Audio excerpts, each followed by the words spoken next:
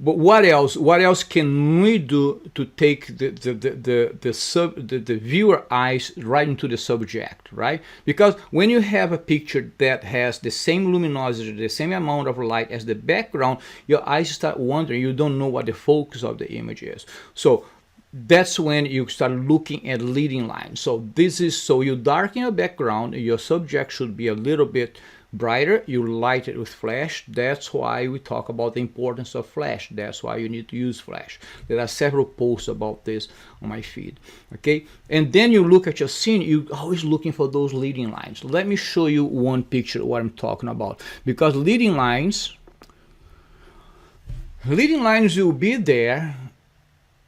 They sometimes they go unnoticed, right? And but look, what are the leading lines there?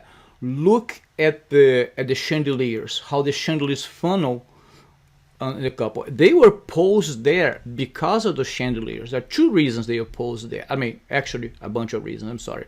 So, number one, I want to get that stained glass on the background. Number two, I had to frame them right on the steps there in the middle of the two columns in there on the step, right?